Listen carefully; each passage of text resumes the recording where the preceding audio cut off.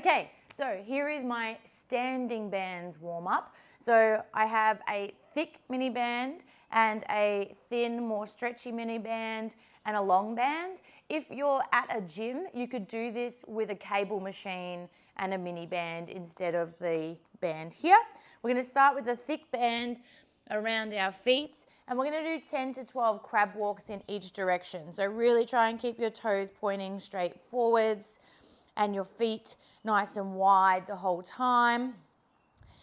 You want to look down at your feet, bend your knees, poke your bottom out a little bit, and keep that band really, really tight. We're going to go straight from there into what I call the old person shuffle. Sometimes they are referred to as monster walks.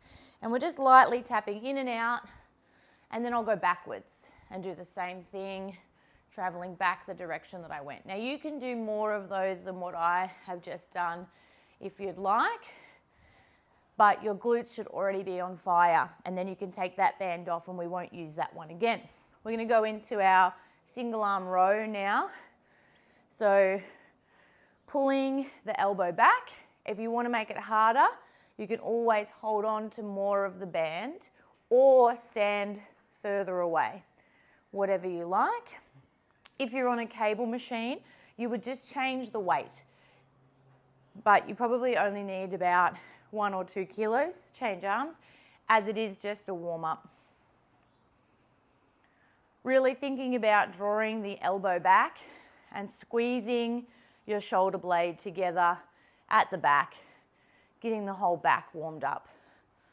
Good. From there, we're going to do single leg calf raises. So hold on to your squat rack or whatever you've pinned your ankle weight to, standing on one foot.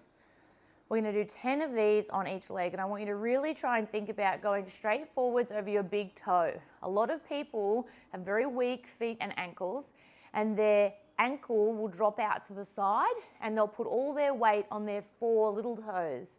But that is not how your foot was designed to move optimally. Change legs.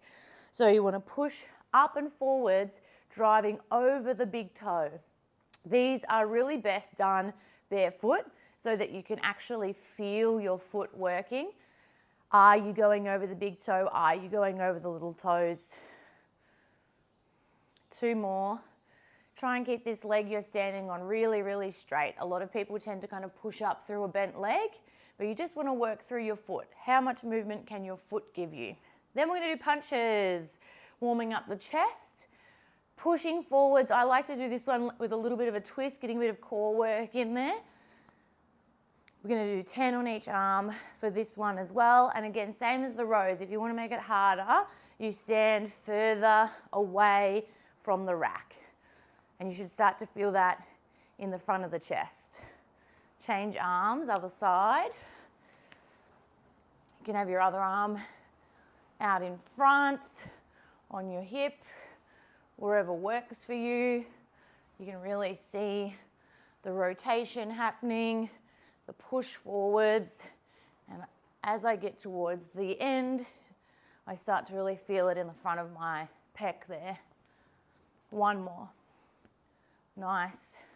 Then we're going to put this lighter, stretchier band around our feet, and we're going to warm up our hip flexors. So we're just going to bring our knee up as high as we can. I would love for you to be able to do this not holding on to anything. Because your feet go down every time, you're not really working your balance too much, but if you are really unstable, you can always hold on to your rack if you need to. 3 more. So you really want to try and feel it here in the front of the hip. 1 more. And then other side. This area that gets really weak and tight in people that sit down a lot during the day, because it's always in this flexed position. It never gets a rest, so it tightens up to protect itself. So stretching's good, but strengthening is even better. But if you do have a desk job, you sit a lot, stretching out your hip flexors kind of every hour throughout the day will make a big difference if you have tight hips. Good, you can stop there. We're going to do a Parloff press here. So this is a core bracing movement. Our arms are going to be what's moving, but we're actually warming up our core. So I stand with my hands in line with my belly button. I'm actually only holding onto the band with one hand, the other one's clasped on top of it. And then I move myself away from the squat rack until I can start to feel a pull in the side. Then from here, I'm going to push my hands forwards, trying to keep them in line with my belly button the whole time. And because the band's pulling from the side, my body wants to do this. So I'm really working my core to keep myself in line and keep my arms going forwards and not over to the side. 3, 2, 1. Other side. If you are on a cable machine, you absolutely can still do this exercise. I do find it personally more effective with the band, but if you go for a nice heavy weight, you should still feel it work with the cable machine as well. One more. Good. Then easy band up around the ankles this time. If you're on a cable machine, there should be a connection you can tie around your ankle and lift that leg up as high as you can. I'm going to do 12 of these on each side. This one you can definitely hold on for. It's not a matter of balance so much as you want to be able to lean over to the side so that you can get this leg right up. We're working the glutes and the adductors, muscles that run along the outside of your legs. Other side.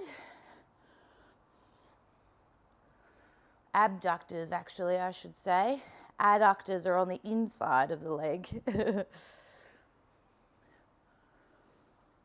2 more, as high as you can. Good, and that band can come off. We've got 1 exercise to go. So if you are on a cable machine, you're just going to do some arm circles. But if you've got your band, we're going to do shoulder openers. Just 6 of these. The closer your hands can be together, the better.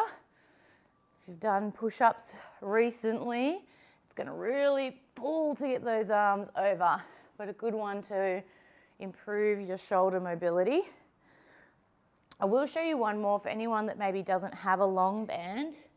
You can put your mini band around your forearms and then you can pull it to the back of your head. And this is still going to warm up that same area, chest and shoulders.